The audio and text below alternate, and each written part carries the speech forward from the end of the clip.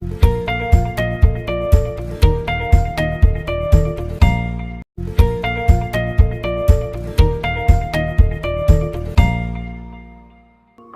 The lord.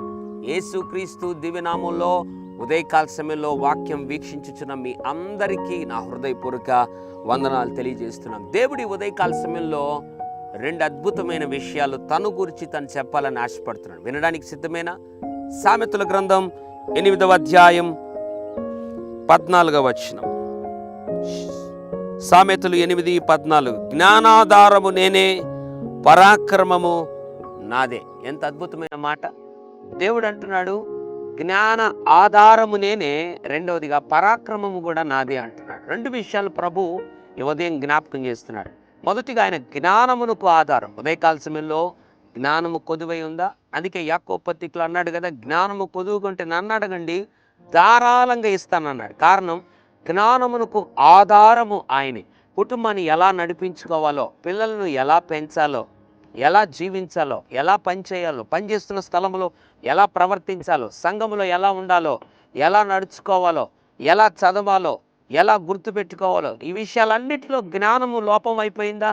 దేవుడు జ్ఞాపకం చేస్తున్నాడు, నన్ను అడుగు నేను ఇస్తాను, ఎందుకంటే నేను జ్ఞానమునకు ఆధారము అంటున్నాడు. ఆయన జ్ఞానాధారము. రెండవదిగా పరాక్రమము నాదే అంటున్నాడు. ఉదయకాల సమయంలో అయ్యో నన్ను విడిపించేవారెవరు, నన్ను రక్షించేవారెవరు, నన్ను విమోచించేవారెవరు, నన్ను కాపాడేవారెవరని లోకంలో దిగులు పడుతున్నావా? దేవుడు అంటున్నాడు పరాక్రమము నాదే, నేను విడిపిస్తా. ఆయన కంటే పరాక్రమశాలి లోకంలో ఎవరు లేరు. కాబట్టి నమ్ము. మొట్టమొదటిగా ఆయన జ్ఞానాధారము ఆయనే, నీకు జ్ఞానం ఇచ్చి నడిపించగలడు.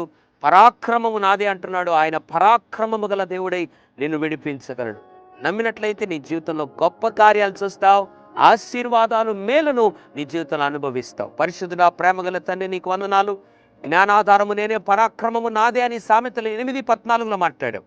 ఎంతమంది అయితే జ్ఞానము కొదువుకున్న వారందరికీ ఇప్పుడే యేసు నామములో నీ జ్ఞానము వారికి అనుగ్రహించమని ప్రార్థన చేస్తున్నాం. ఎవరైతే విడిపించబడాలని కోరుతున్నారో ఇప్పుడే పరాక్రమము గల దేవుడుగా విడిపించి అద్భుతాలు చేసి మహిమ పొందమని యేసు నామములో ప్రార్థిస్తున్నాము తండ్రి. Amen, amen. God bless you.